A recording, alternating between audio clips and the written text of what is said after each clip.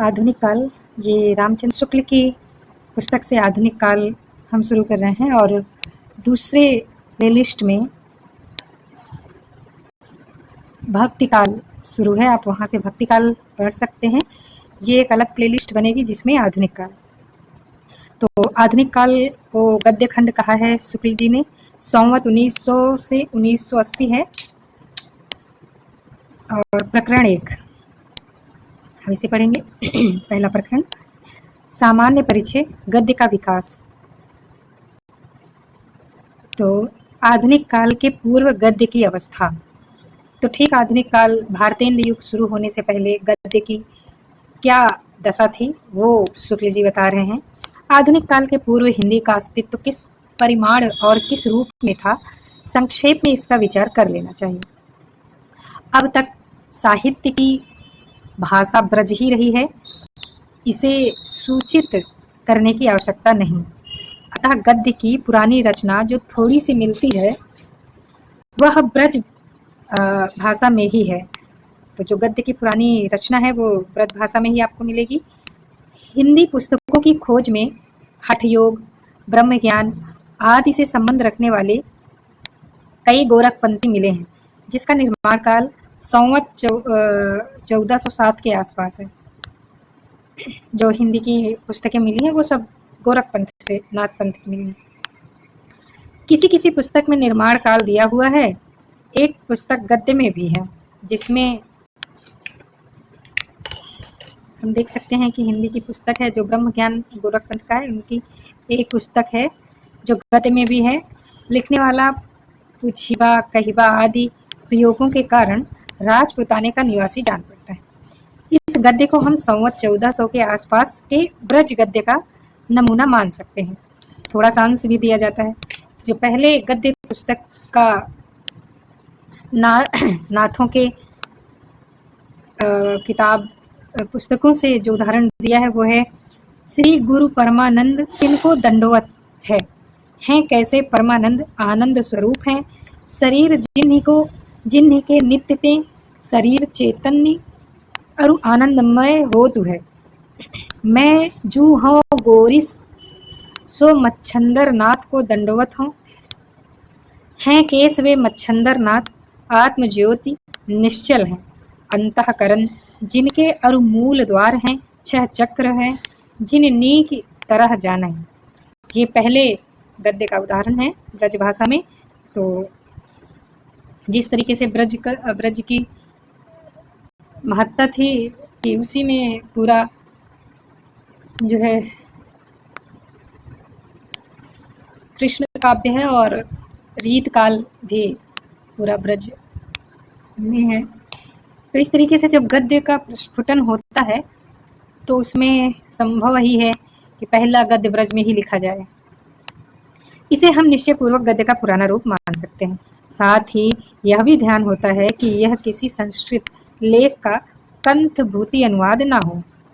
चाहे जो हो, यह संवत 1400 के ब्रज भाषा का गद्य का नमूना तो है ही। आगे देख लेते हैं ब्रज भाषा गद्य। तो ब्रज भाषा गद्य में जो इन्होंने शुरुआत करी है वो करी है विट्ठलनाथ से।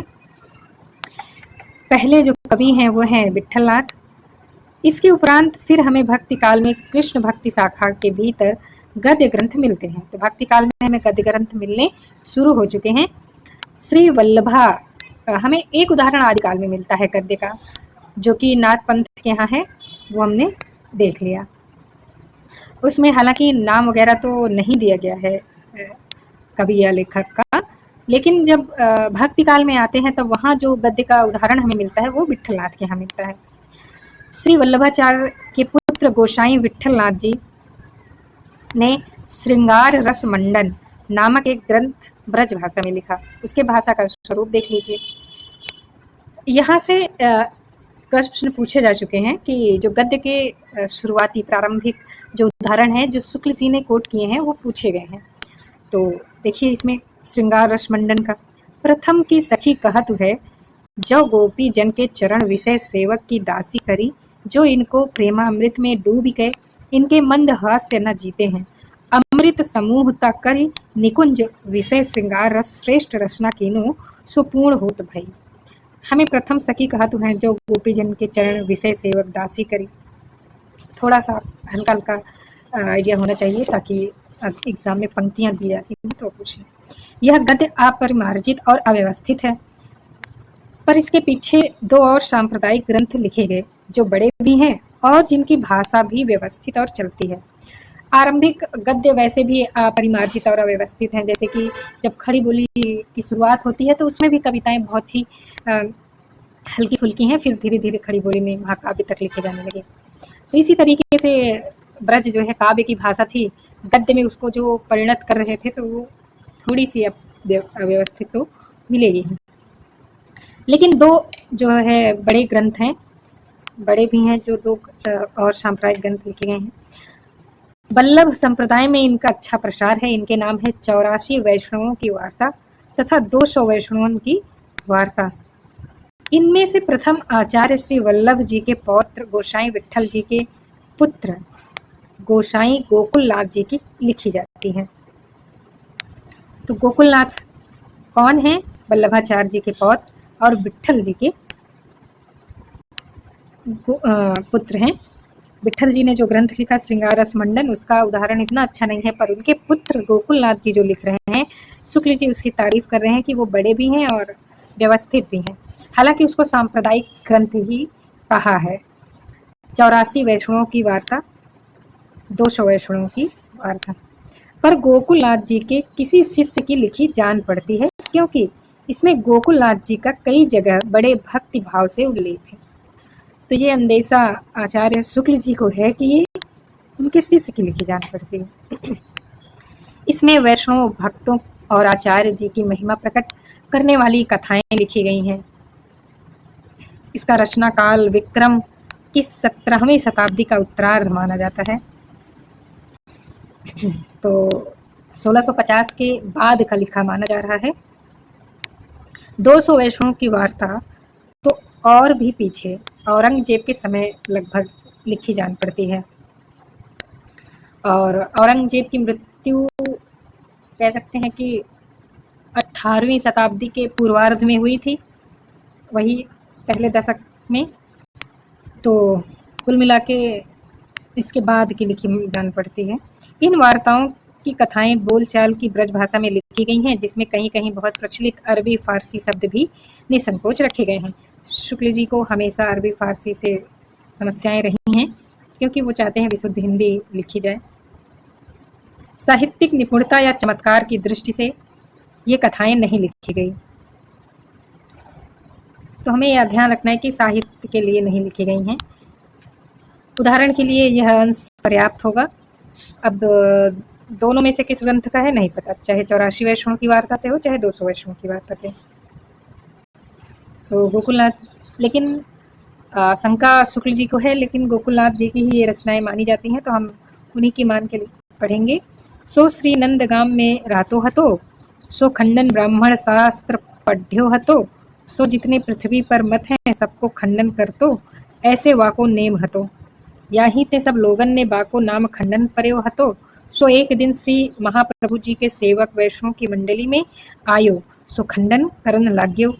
वैष्णवन ने कही जो तेरी शास्त्रार्थ करनो होवे तो पंडित के पास हमारी मंडली में तेरे आयबे को काम नहीं।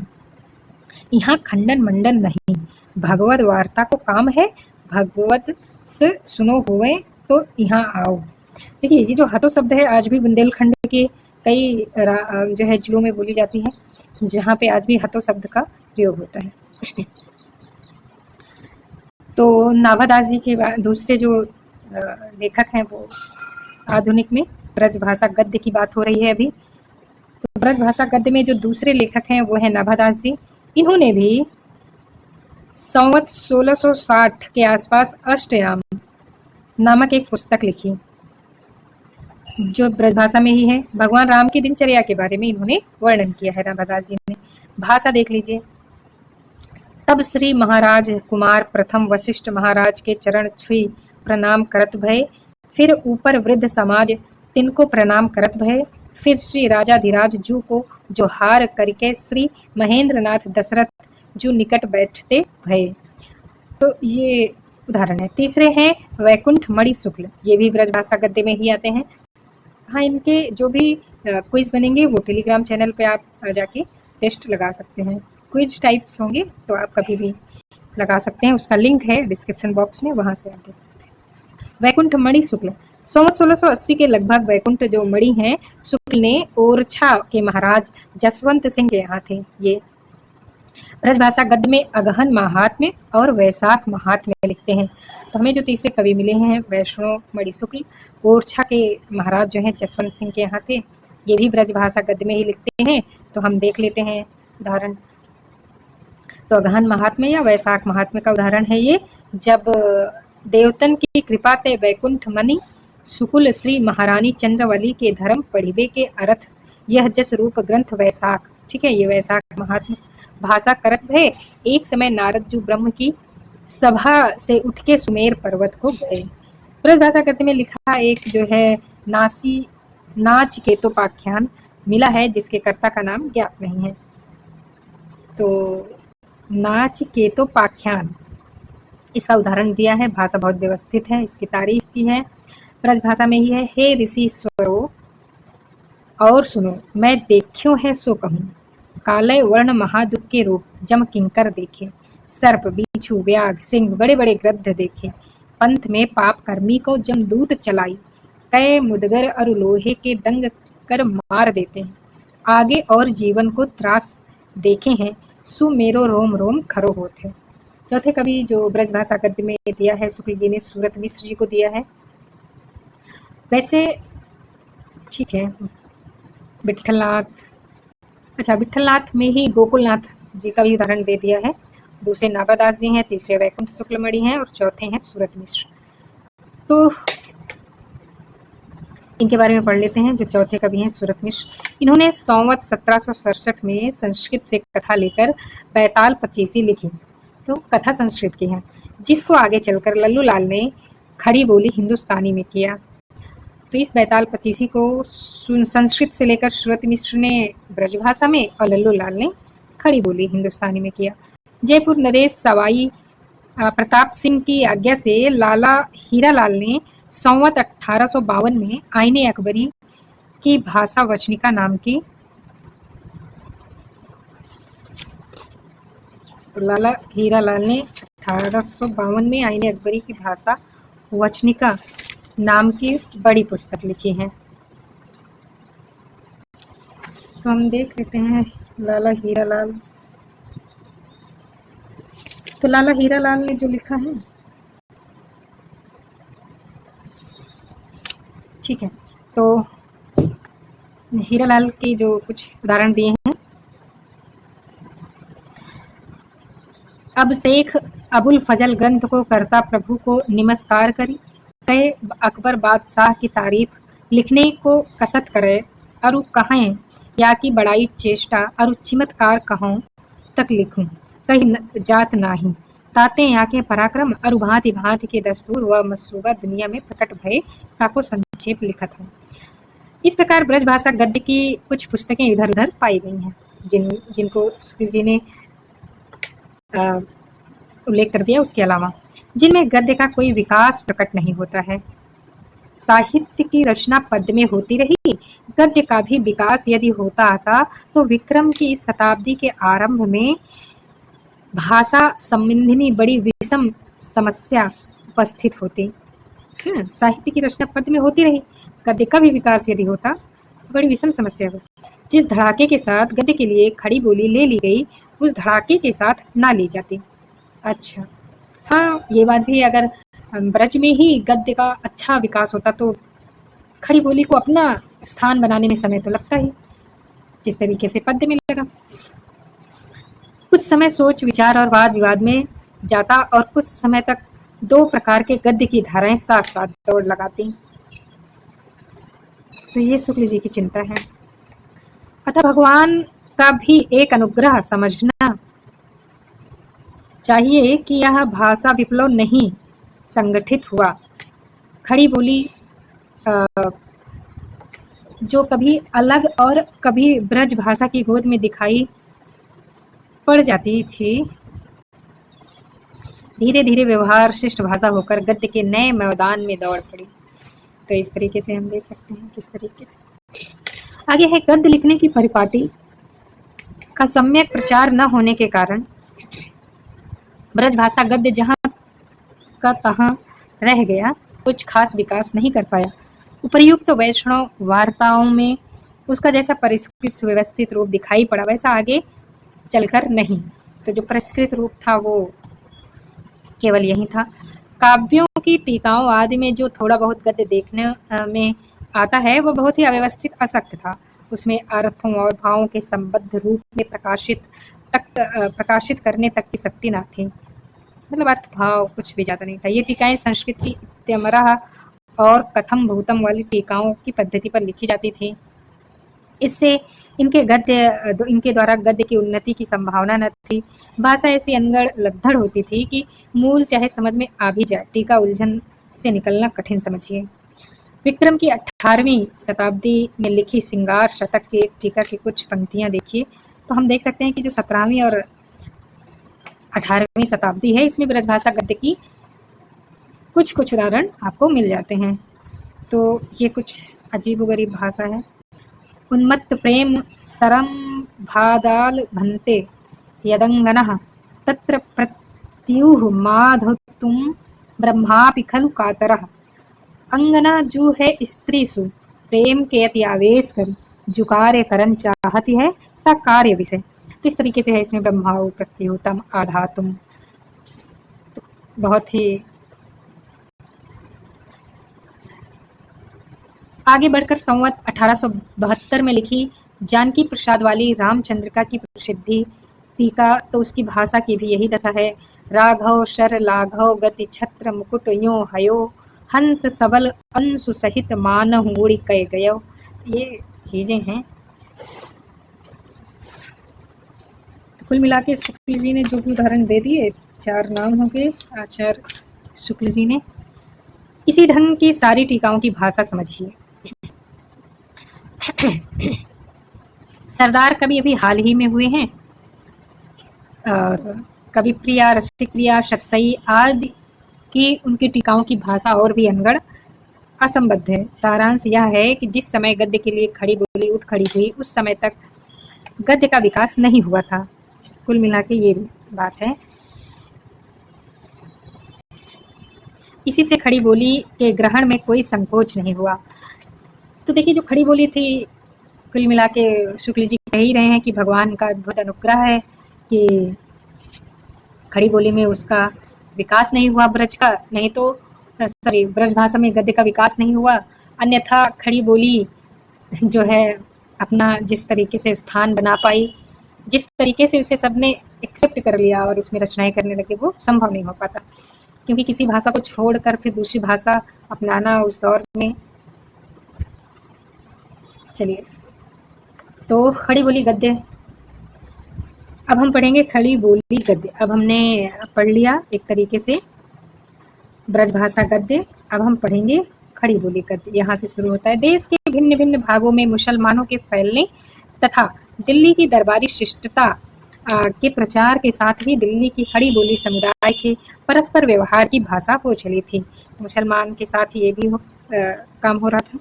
खुसरो ने विक्रम की 14वीं शताब्दी में ही ब्रजभाषा के साथ साथ खालिस खड़ी बोली में पद्य और पहेलियां बनाई थी।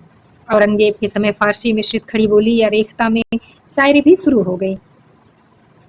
उसका प्रचार फारसी पढ़े लिखे लोगों में बराबर बढ़ता गया।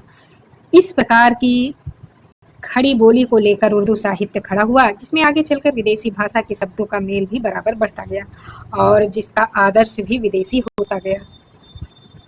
मुगल साम्राज्य के ध्वंस से भी खड़ी बोली के फैलने में सहायता पहुंची।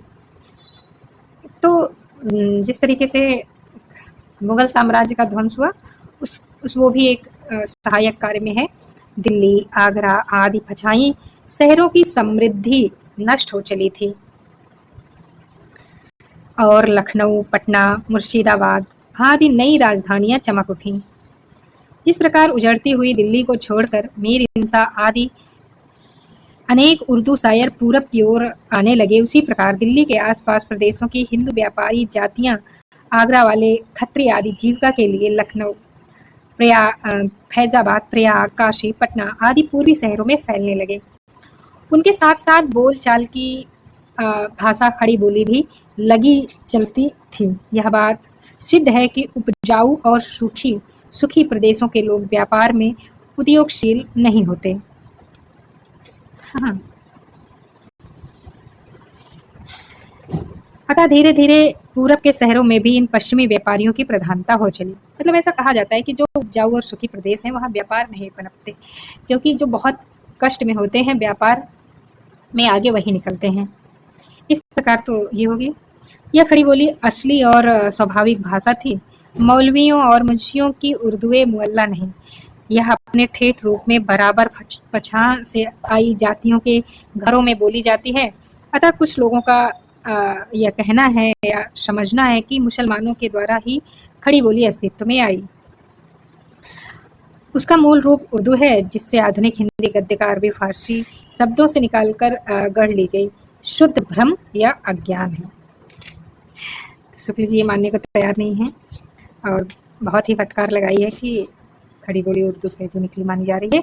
इस भ्रम का कारण यही है कि देश के परंपरागत साहित्य की जो संवत 1900 के पूर्व तक पद्य में ही रहा ब्रज भाषा ही रही और खड़ी बोली वैसे ही एक कोने में पड़ी रही जैसा प्रांतों की बोलियां। साहित्य या काव्य में उसका व्यवहार नहीं हुआ, पर किसी भाषा का साहित्य में व्यवहार न होना इस बात का प्रमाण नहीं कि उस भाषा का अस्तित्व ही नहीं है। उर्दू का रूप प्राप्त होने के पहले भी खड़ी बोली अपने देसी रूप में वर्तमान थी और अब भी बनी हुई है। तो जो खड़ी बोली थी वो थी, पहले से ही थी। और अगर वो किसी साहित्य में, कोई भी भाषा हो, अगर उसका साहित्य नहीं लिखा जा रहा है तो इसका मतलब ये नहीं है कि वो भाषा एग्जिस्ट ही नहीं करती। ऐसा हो सकता है कि वो बस बोलने तक ही सीमित हो। ऐसे बहुत सारे आपको बोलियां मिल जाएंगी, चाहे वो जनजातियों की हों या कहीं और की हों। साहित्य में कभी कभी कोई इसका व्यवहार कर देता था या दिखाया जा चुका है, जिस तरीके से अमीर खुसरो ने करी है। अमीर खुसरो की तो खड़ी बोली की पंक्तियां सुनकर ऐसा लगता है कि वो वर्तमान की पंक्तियां हैं, इतनी परिमार्जित और इतनी सुव्यवस्थित हैं। भोज के समय से लेकर हमीर देव के समय तक अपभ्रंश काव्यों की जो परंपरा चलती रही, उसके भीतर खड़ी बोली के प्राचीन रूप की झलक अनेक पद्यों में मिलती है। तो हमें खड़ी बोली भी थोड़ी बहुत देखने को मिल जाती है। ये आदिकाल की बात है। भोज से लेकर हमीर देव तक भला हुआ जुमार या बहनी म्हारा कंत अड़बिह पत्ती नई जल तो बिन बूहा हत।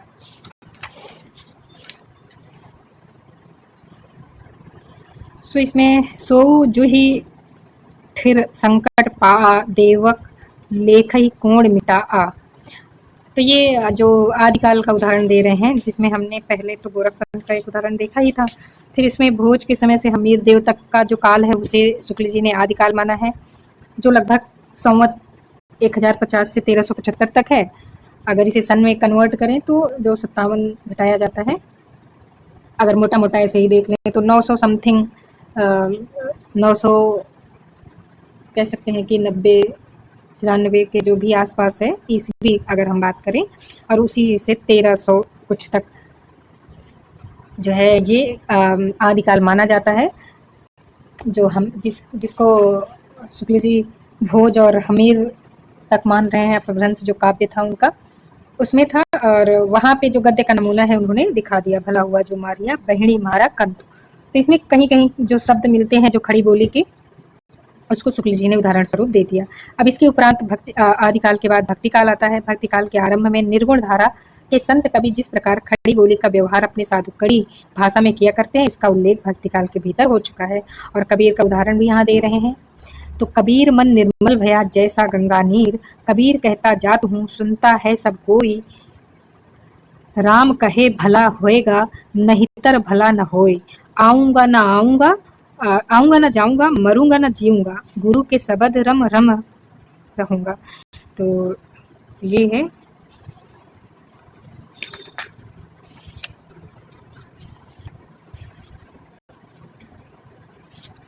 तो इस तरीके से ये चीज़ें शुक्ल जी भाषा दिखा रहे हैं किस किस तरीके से कहाँ कहाँ पे खड़ी बोली हमें मिल रही है।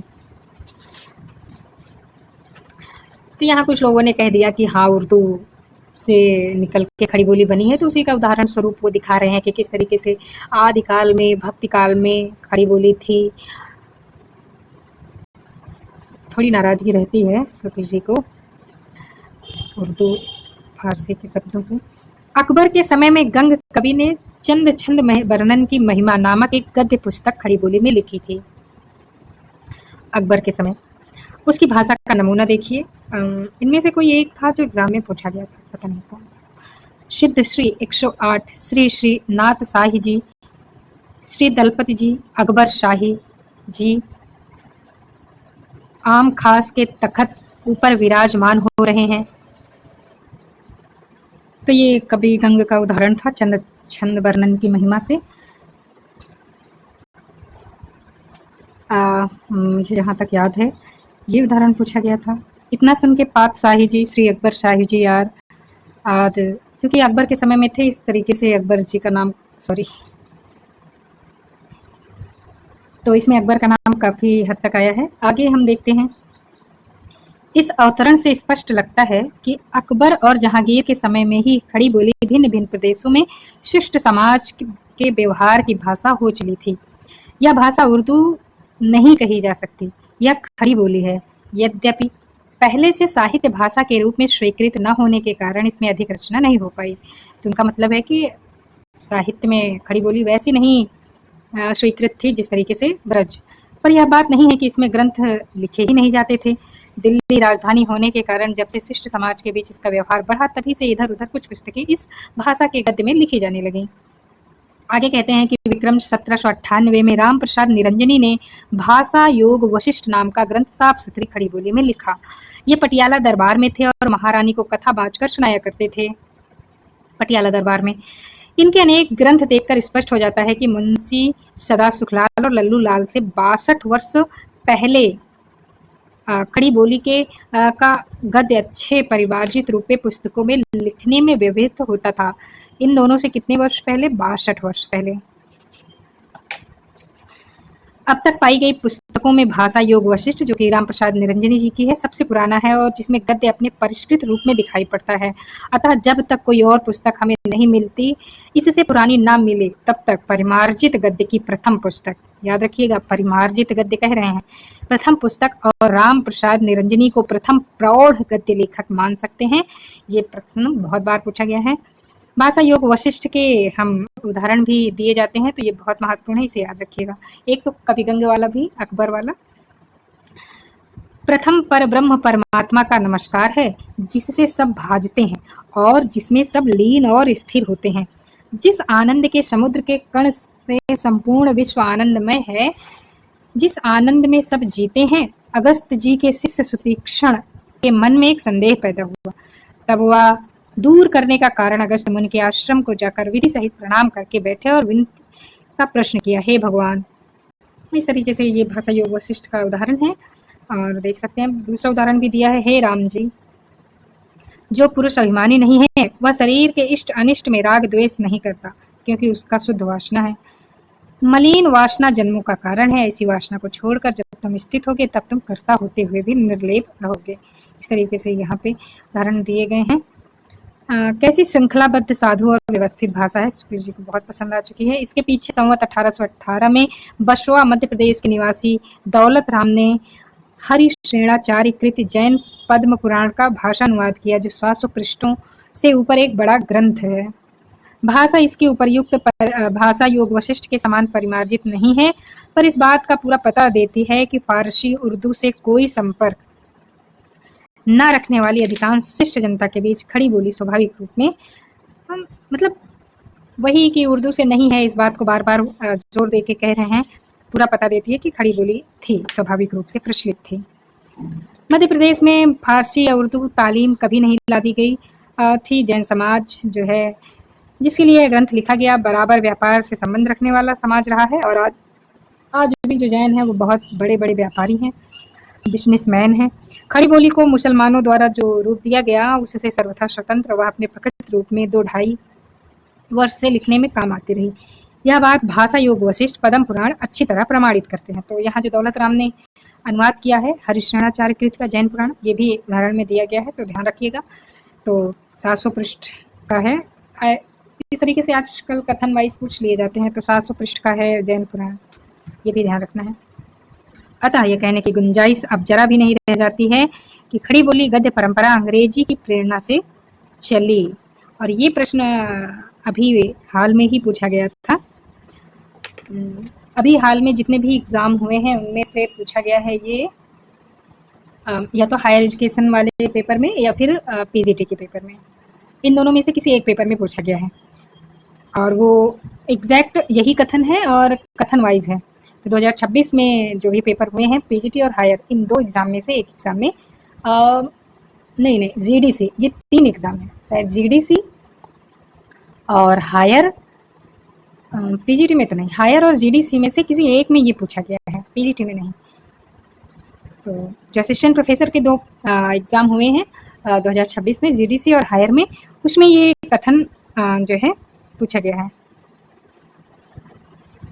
ठीक है, कि खड़ी बोली जो गद्य की परंपरा है वो अंग्रेजी की प्रेरणा से चली, ना कि उर्दू, फारसी इत्यादि से। तो इस तरीके से इनके कथन कोट किए जा रहे हैं। 3-4 कथन थे, उसमें से एक कथन ये भी था। पद्म पुराण की भाषा का स्वरूप भी दिया है। जम्बूद्वीप के भरत क्षेत्र विखय मगध नामा देश अति सुंदर है, जहाँ पुण्य अधिकारी बसे हैं, इंद्रलोक के समान सदा भोगोपयोग करे हैं, और भूमि विषय साठेन के बाड़े शोभा मयान हैं, जहाँ नाना प्रकार के अन्नों के समूह पर्वत समान ढेर हो रहे हैं। इस तरीके से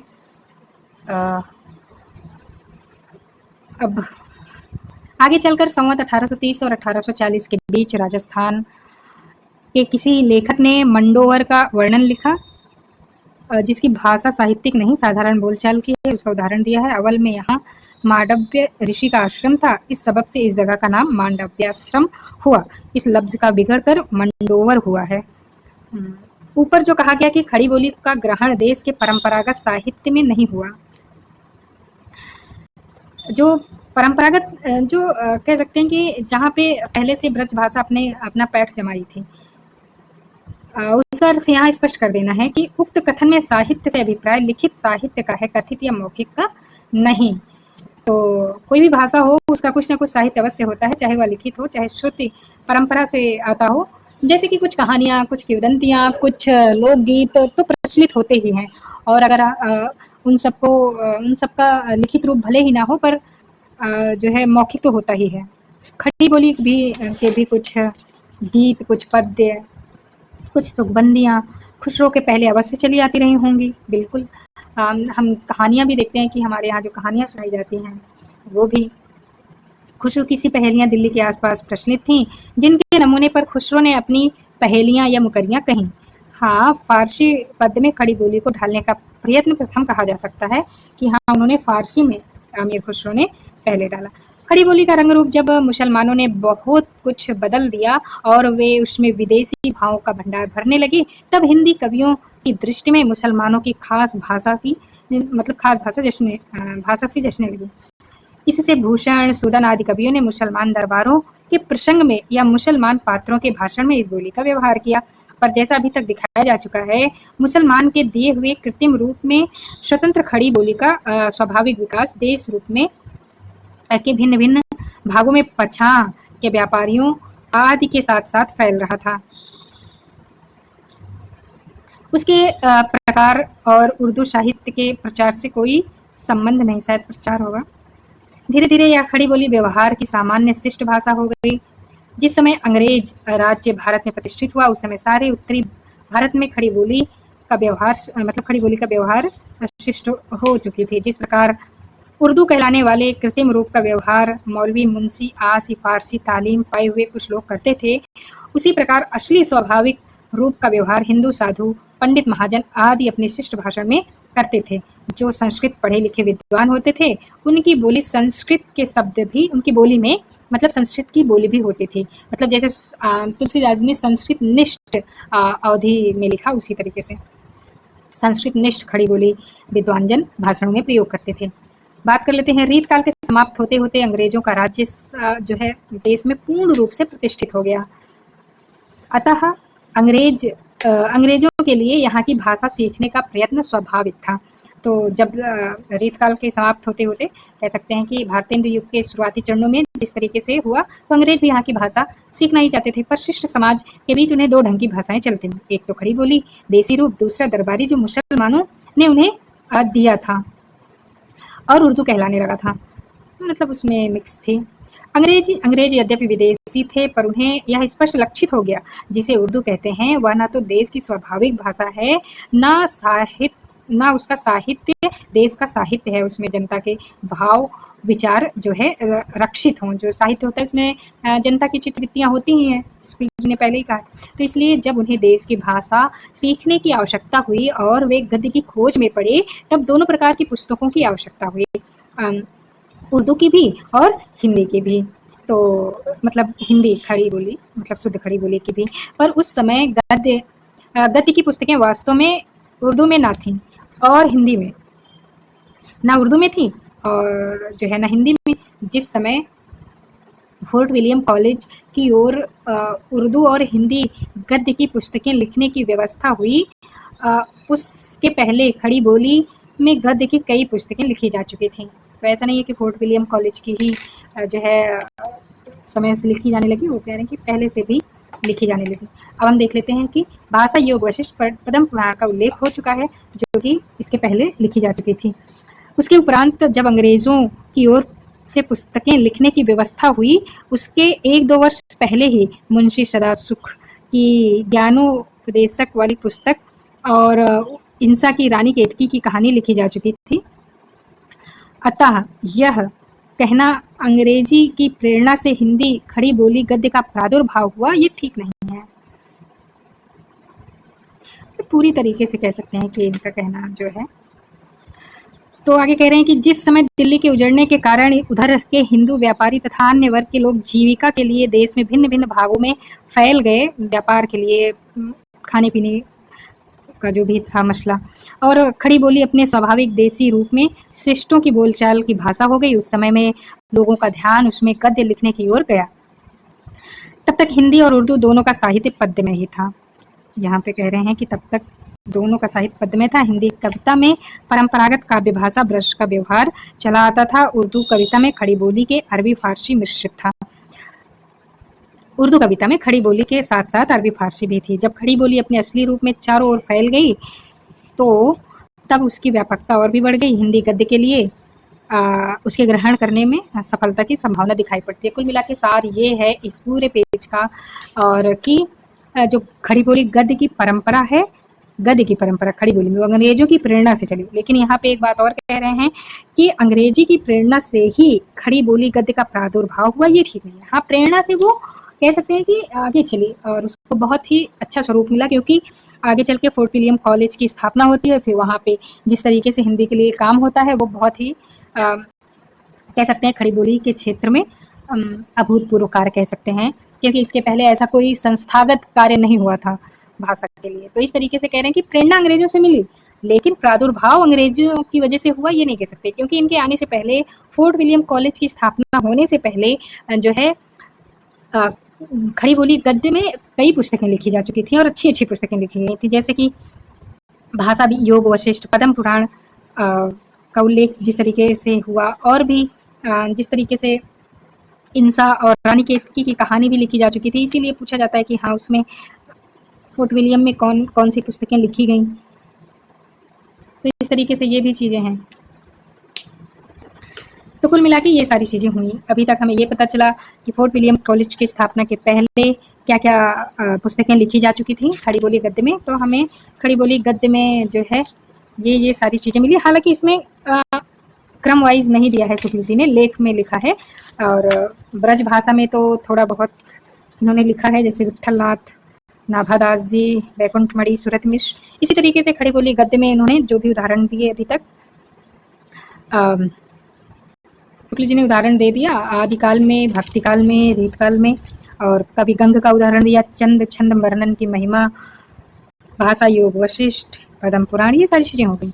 दौलत राम ने जैसे जैन पुराण का अनुवाद किया था, तो हमें ये सारी चीजें मिल जाती हैं। इतने सारे उदाहरण मुंशी सदासुख की ज्ञानोपदेश की पुस्तक है, और रानी केतकी की कहानी इंशाल्लाह। ये सब फोर्ट विलियम के स्थापना के पहले। अब हम देख लेते हैं कि फोर्ट विलियम में क्या क्या चीजें हो रही हैं। तो यहाँ से एक पैरा दिया है, इसे पढ़ लेते हैं। इसलिए जब संवत 1860 में फोर्ट विलियम कॉलेज कलकत्ता के हिंदी उर्दू अध्यापक जॉन गिलक्राइस्ट ने देसी भाषा की गद्य पुस्तकें तैयार कराने की व्यवस्था की, तब उन्होंने उर्दू और हिंदी दोनों के लिए अलग अलग प्रबंध किए। इसका मतलब यही है कि उन्होंने उर्दू से स्वतंत्र खड़ी बोली का अस्तित्व भाषा के रूप में पाया। फोर्ट विलियम कॉलेज के आश्रय में लल्लूलाल जी गुजराती ने खड़ी बोली के गद्य में प्रेम सागर और सदल मिश्र ने नासिकेतोपाख्यान लिखा। अतः खड़ी बोली गद्य को एक साथ आगे बढ़ाने वाले 4 महानुभाव हुए, जिनमें हैं मुंशी सदासुखलाल, सैयद इंसा अल्लाह खां, लल्लूलाल, सदल मिश्र। ये चारों लेखक संवत 1860 के आसपास हुए। अब ये हम अगले भाग में देखेंगे किस तरीके से अब फोर्ट विलियम कॉलेज एक संस्थागत रूप में कह सकते हैं कि उर्दू के लिए और हिंदी के लिए व्यवस्था करते हैं। अब इसको हम देखेंगे। इन 4 लेखों के बारे में उदाहरण सहित शुक्ल जी ने बहुत ही कह सकते हैं कि विस्तृत रूप में जो है दिया है इन चारों के बारे में, और काफ़ी तब जाके प्रकरण 2 शुरू होता है। तो अब इन 4 लेखकों के बारे में थोड़ा ज़्यादा हो जाएगा, तो ये 4 लेखक एक वीडियो में हम कवर करेंगे। तो हम इन 4 लेखकों के बारे में नेक्स्ट पार्ट में, तब तक ये पढ़ लीजिए। और भक्तिकाल भी चल रहा है, तो कुल मिला के आज हमने ये पढ़ लिया सारांश में के रूप में कि ब्रजभाषा में गद्य की कहाँ कहाँ क्या क्या उदाहरण मिले, खड़ी बोली कैसे शुरू हुई। हालांकि अंग्रेजों के प्रसार से वो प्रेरणा लेती है, लेकिन प्रादुर्भाव हम अंग्रेजों की वजह से नहीं मान सकते हैं। ये कथन जीडीसी में शायद पूछा गया था या फिर हायर, तो शायद जीडीसी में पूछा गया था। जीडीसी 2026 के अगर आपके पास क्वेश्चन पेपर है तो उसमें आप चेक कर सकते हैं। ये थोड़ा सा बोझिल है शुक्ल जी का गद्य खंड आधुनिक काल, हालांकि बोझिल लगता है अगर आप नए स्टूडेंट हैं तो। अदरवाइज आप देखेंगे कि कितनी ही ज़्यादा इंटरेस्टिंग चीज़ें हैं, कैसे क्रमबद्ध रूप में आचार्य शुक्ल जी ने लिखे हैं। बहुत ही अच्छा लिखा है। उदाहरण भी देते हैं, चीज़ें कहाँ कहाँ से मिल रही हैं ये भी देते हैं। हालांकि इतना पर्याप्त नहीं है, आपको अलग से तो पढ़ना ही पड़ेगा, लेकिन इनके जो कथन हैं वो कोट करके पूछे जाते हैं, तो ये ध्यान रखना। ठीक है, आगे चलते हैं नेक्स्ट पार्ट में।